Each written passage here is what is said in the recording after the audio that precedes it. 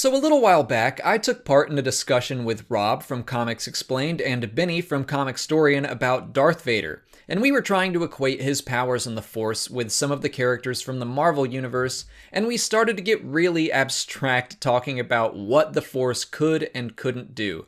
And Rob posed the question, could Darth Vader warp reality? Meaning, could he affect matter on an atomic level?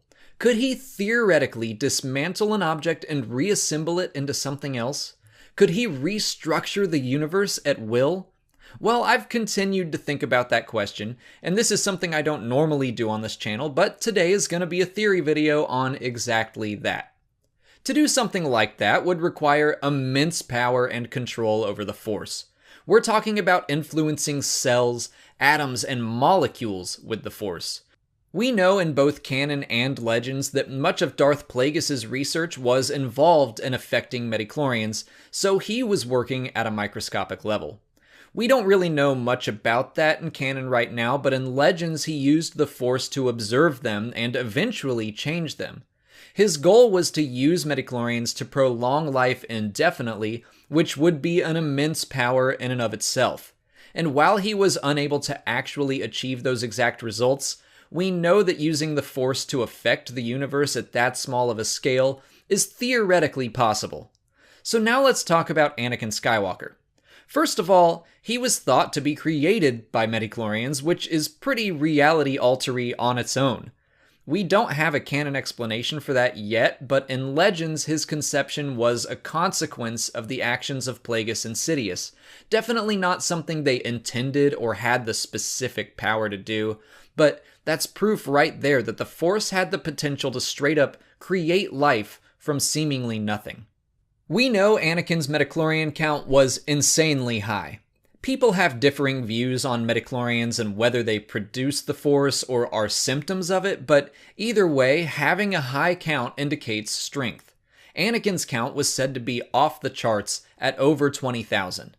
To put that in perspective, a normal human count in Legends was said to be 2,500. Now, I kind of find most discussions of strength in the Force to be very subjective, so I want to put this in the most concrete terms I can by comparing Anakin's strength to the three most powerful beings we've seen in the canon, the Force Wielders, or the Ones. The Father, the Son, and the Daughter were extremely strong in the Force. The Son was fully engulfed in the dark side, the Daughter in the light, and the Father was meant to balance and control the two of them. They had many powers, but one of them was the ability to change their forms. I guess you could look at this as nothing more than a magical ability due to their godlike nature, or you could say that they were able to channel the Force to change their shape, a power not unlike the very one I'm talking about. So for the sake of this argument, let's assume this isn't just a magical or spiritual thing, but that the Ones are able to adjust their atoms and cells from one shape into another through the Force. So how does Anakin compare to these beings of immense power? Well, the Father summoned Anakin to Mortis precisely because of his strength. The Father was dying and feared that his children would bring devastation to the galaxy without someone to control them. Throughout the Mortis arc of the Clone Wars, we see that Anakin does indeed have the power to control both the Son and the Daughter. So I think it's safe to assume that not only is Anakin as strong as the Ones, but he's stronger. So again, theoretically, given enough time to learn the ability, Anakin could also be able to adjust his own atoms and cells to change his form. And if he were to stay on Mortis, where time is definitely on its own plane, he could potentially have all the time he needed. Everything I've said so far about the Ones is canon, and I think we already have a solid starting point for the argument that Anakin could learn to change the physical universe around him. But I'd like to continue further into Legends. The Ones in Legends were said to have been descended from the Celestials. Celestials were also godlike beings that were beyond the full understanding of mortals. Most of what we know about them is secondhand because they were so ancient, but they were mentioned to have changeable forms like the Ones. More importantly, they were thought to have the ability to restructure space on a massive scale. They created machines that created planets through their power in the Force. I should note that most of their history is told by the Killik hive mind, and they don't have the ability to separate fact from fiction. So it's possible they heard legends of the Celestials and took it as fact. But there's always some truth to legends and all that. Man, I can just use that line to justify anything now.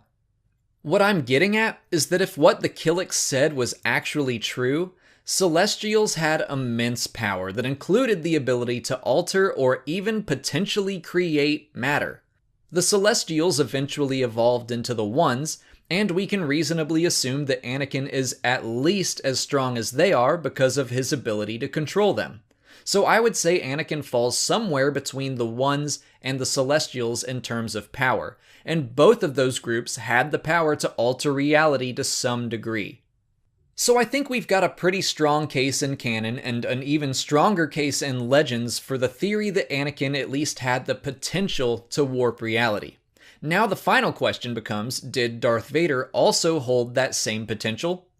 In Legends, there are multiple interpretations of what happened to Anakin's strength in the Force after he put on the suit. Sources like Darth Plagueis state that the replacement of limbs does not have an effect on one's control over the Force. So by that logic, even if Vader had become 99% machine like Grievous, he would still have the same strength in the Force. Other sources say that losing limbs means a loss of midichlorians, so Vader would have lost a significant amount of his strength. Personally, I lean more towards Plagueis' way of looking at things. I see midichlorians as a consequence of the Force, not the actual cause or producer of it. So I think Vader would have been just as strong as Anakin. But I totally see the logic in the loss of limb theory as well, and I think it just comes down to personal preference. But in Chapter 1 of the canon book Lords of the Sith, it definitively states that Vader's connection with the Force was actually strengthened after he sustained his many injuries. So I would say it's more correct, at least in canon, that having robot limbs doesn't mean any loss in power. So by that logic, Vader would be even more likely to have the power to shape the universe to his will. I wanted to keep this discussion as close to canon as I could, and I mostly did except for a couple references to the Darth Plagueis book and especially the Celestials, but I think Legends provides even more examples of some of the crazier powers of the Force in beings like Abeloth or Darth Nihilus. Either way, I feel I've made a strong case, and now I'd like to open it up to what you think. So let me know your opinion in the comments. Do you think Darth Vader or Anakin Skywalker could affect life and matter on an atomic level and reshape it to his will? Or is that too much power even for him? If you haven't already, please like and share this video, subscribe to the channel, follow me on Twitter, Instagram, and Facebook, and consider checking out my Patreon page. As always, thanks for watching, and may the Force be with you.